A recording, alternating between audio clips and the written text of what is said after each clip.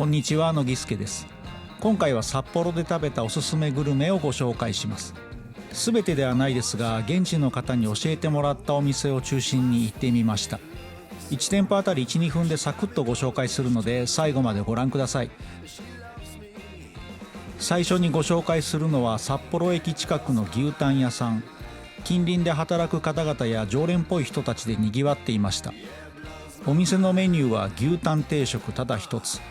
カウンターに座ると目の前の炭火でご主人が一枚一枚焼いてくれ、しかも一度に全部ではなく2回に分けて焼きたてを出してくれます。牛タンは厚切りなのに驚くほど柔らかく、南蛮味噌がよく合います。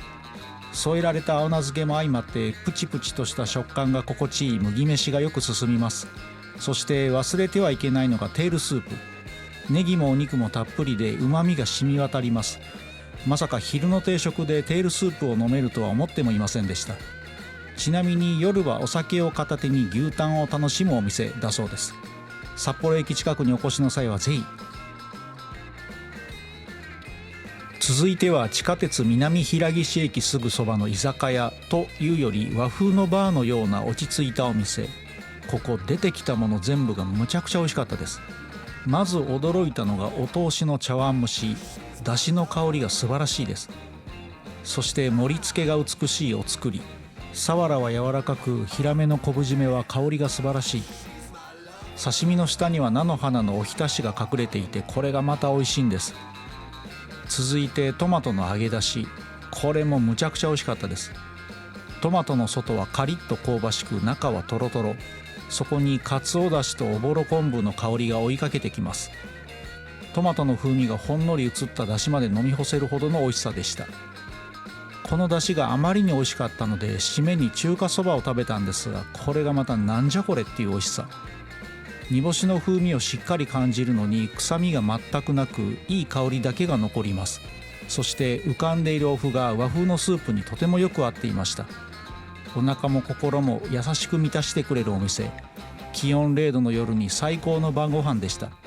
札幌でまた行きたいお店を聞かれたら真っ先にここを挙げます。人気店ですので、行かれる際はご予約をお勧めします。次は同じく南平岸にある宿泊先の人におすすめされた回転寿司。あまりの人気店で20時くらいに行くとすでに店内飲食の受付は終了してました。幸い持ち帰りはできたのですが、それでも30分ほど待つ混雑ぶり。面白かったのがその持ち帰りの方法。レーンに流れてくる事前に注文した寿司を自分でパック詰めします。これがちょっと楽しい。多忙なお店だからこういうオペレーションは賢いなと思いました。宿に持ち帰っていただきましたが、どのネタも回転寿司とは思えない美味しさ。これは人気なわけです。行かれる際は早めの時間をおすすめします。次のお店も宿泊先の方に教えてもらったお店で、札幌に来るたびに食べに行くカレー屋さんです。こちらのカレーはルーが少なめですが、その分超濃厚。凝縮されたような玉ねぎの甘みとコクがとても強く、牛肉は口の中でとろけるようにホロホロ。今のところ世の中のカレーでこのお店のカレーが一番好きです。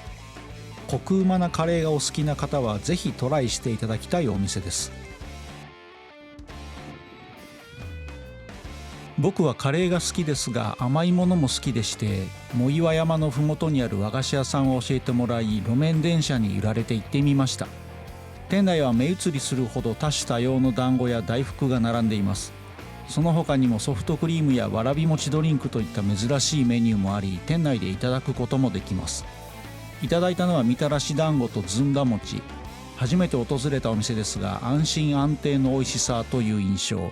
地元っぽい方々がひっきりなしに来店されており、近くにあればリピート間違いなしのお店です。わらび餅も食べてみたいな。さて最後のお店は札幌ではなく新千歳空港内のお店。どうしてもウニが食べたくて入店しました。店員さんによると、この日のウニはエゾバフンウニ。特製のわさび醤油がかかっており、ホタテは都度醤油につけて食べてくださいねとのこと。以前シャコタンで食べたウニがとても美味しかったんですが、空港でも美味しいウニが食べられるとはさすが北海道。最後の最後まで美味しい旅行でした。